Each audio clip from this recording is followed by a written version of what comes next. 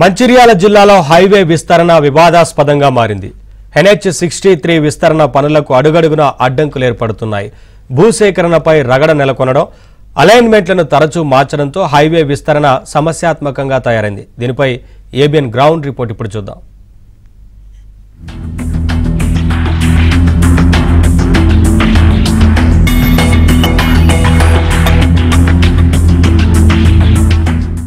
మనం ప్రస్తుతం 63వ నెంబర్ జాతీయ రహదారిపై ఉన్నాం. ఈ జాతీయ రహదారి విస్తరణ కోసం కేంద్ర ప్రభుత్వం గత ఏడాది గ్రీన్ సిగ్నల్ ఇచ్చింది. నిజామాబాద్ నుంచి జగ్గల్పూర్ వరకు విస్తరించిన ఈ రహదారికి సంబంధించి ప్రస్తుతం ఆర్మూర్ నుంచి మంచిర్యాల వరకు మొదటి ఫేజ్లో 4 లైన్ల విస్తరణకు అధికారులు పూర్తిస్థాయిలో ఏర్పాటు చేస్తున్నారు. ఇప్పటికే సర్వేలు కూడా పూర్తయ్యాయి. అయితే తరచూ అలైన్మెంట్లు మార్చడం వల్ల నిర్వాసిత గ్రామాల్లో ఆందోళన వ్యక్తమవుతుంది. గతంలో ఎల్లంపల్లి ప్రాజెక్టు కోసం భూములు త్యాగం చేసిన రైతులు మళ్ళీ తాము భూములు త్యాగం చేస్తే రోడ్డున పడతామని చెప్పి నిత్యం ఆందోళన చేస్తున్నారు. జాతీయ రహదారి విస్తరణలో జరుగుతున్న వివాదంపై గ్రౌండ్ రిపోర్ట్లో చూద్దాం.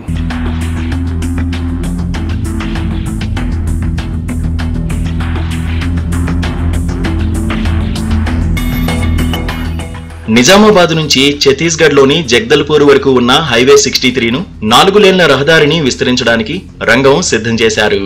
నిజామాబాద్ జిల్లా ఆర్మూరు నుంచి మంచిర్యాల జిల్లా గద్దెరాగడి వరకు దీన్ని నిర్మించేందుకు కేంద్రం గ్రీన్ సిగ్నల్ ఇచ్చింది. గ్రీన్ఫీల్డ్ హైవేలో భాగంగా 125 కిలోమీటర్ల దూరంలో హైవే విస్తరణకు ఓకే చెప్పింది.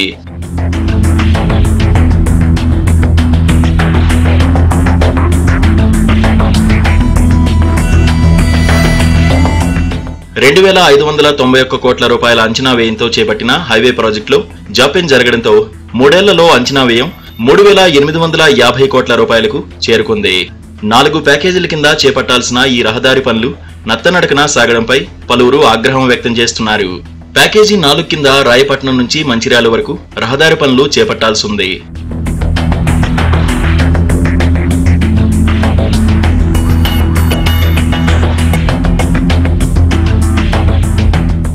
లక్షెట్టిపేటలో భూసేకరణకు ఆటంకం ఏర్పడింది. హైవే విస్తరణతో చాలా మంది ఇళ్లు కోల్పోవాల్సి రావడంతో పరిహారం కోసం కొందరు పట్టుబట్టారు.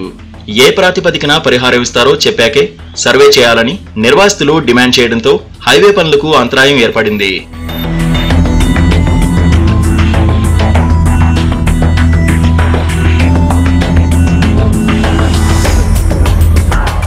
హైవే పనుల కోసం లక్షెట్టిపేట, హాజీపూర్, మందమర్రి, మంచిర్యాల తదితర మండలాల్లోని 17 రెవెన్యూ గ్రామాల నుంచి 574.31 హెక్టార్ల భూమిని సేకరించాలని అధికారులు నిర్ణయించారు.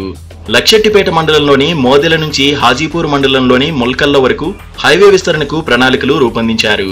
కొత్త అలైన్మెంట్ ప్రకారం జనావాసాలకు దూరంగా గోదావరి నదికి సమాంతరంగా దీన్ని నిర్మించాలని అధికారులు భావించారు. గోదావరి తీరం నుంచి 500 మీటర్ల దూరంలో మెట్ట భూముల నుంచి గ్రీన్ఫీల్డ్ హైవే వెళ్లేలా సర్వే చేశారు.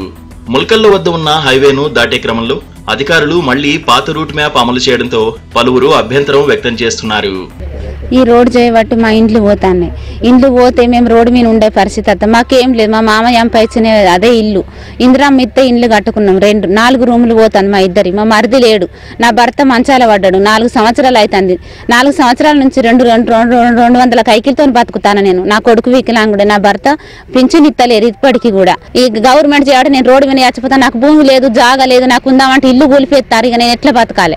ములుకల్ల అవుట్స్కర్ట్స్ నుంచి గోదావరి పరివాహక ప్రాంతం నుంచి తీసినటువంటి road authorities, national road authorities వాళ్ళు నేడు అటువంటి మన రికగ్నిషన్ అయినటువంటిది దాన్ని క్యాన్సిల్ చేసి నేడు గ్రామం మధ్య నుంచి తీసుకుపోవడం జరుగుతూ ఉంది. ఇట్లా తీసుకుపోవడం ద్వారా ములుకల నుంచి మొదలుకుంటే మన లక్షపేట వరకు ఉన్నటువంటి కుడి వైపు ఉన్నటువంటి గ్రామాలలో రోడ్డు వైపు ఉన్నటువంటి మొత్తం కుటుంబాలు వాళ్ళ యొక్క స్థిరాస్తులు కానీ ఇలా వాళ్ళ యొక్క జీవన విధానం కానీ ఇలా వాళ్ళు మానసికంగా ఆర్థికంగా చాలా కోల్పోతా ఉన్నారు. ముల్కల్ల సమీపంలోని వాగుకు సమాంతరంగా రహదారి నిర్మించాల్సి ఉన్నప్పటికీ అధికారులు అలైన్మెంట్ ను మార్పు చేయడంతో వివాదాలు తలెత్తాయి. వాగుకు దూరంగా ఖరీదైన ఇళ్ల స్థలాల మధ్య నుంచి రహదారి నిర్మాణానికి అధికారులు మార్కింగ్ చేయడంతో పనులకు మళ్లీ ఆటంకం ఏర్పడింది. ఈ వివాదం ఢిల్లీ వరకు వెళ్లడంతో 3వ రూట్ మ్యాప్ తెర మీదకు వచ్చింది. ముల్కల్ల వద్దకు వచ్చేసరికి అధికారులు మళ్లీ 2వ రూట్ మ్యాప్ ను ఖరారు చేయడంతో హైవే సమస్య మళ్లీ మొదటికొచ్చింది. NH63 రోడ్డు వలన మా ఇల్లు మొత్తం పోతున్నాయి.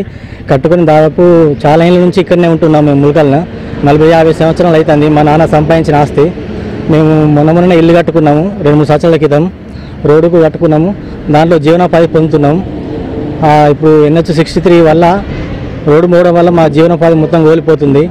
దయచేసి గ్రీన్ ఫీల్డ్ మన బ్రౌన్ ఫీల్డ్ రద్దు చేసి పాత మాదిరిగా గ్రీన్ ఫీల్డ్ను కొనసాగించాలని, గంగ రోడ్ నుంచి గ్రీన్ ఫీల్డ్ కొనసాగించాలని కోరుకుంటున్నాం. హైవే విస్తరణతో చాలా మంది రైతులు కోట్లు విలువ చేసే భూములు కోల్పోయే ప్రమాదం ఉంది.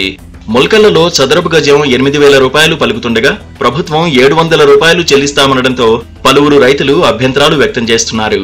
పరిహారం విషయంపై Mancherial national highway authorities of India కార్యాలయం వద్ద నిరసన తెలిపారు. ప్రజాభిప్రాయానికి విరుద్ధంగా పంట భూములు తీసుకోవడానికి ప్రభుత్వం ప్రయత్నిస్తోందని నిర్వాసితులు ఆరోపిస్తున్నారు.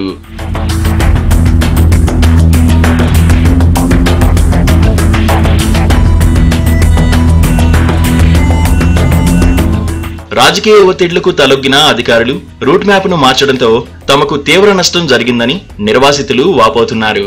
ప్రజాభిప్రాయానికి విరుద్ధంగా పోలీసుల నిర్బంధంతో పంట భూములు లాక్కునేందుకు అధికారులు ప్రయత్నిస్తున్నారని హైవే బాధితులు వాపోతున్నారు.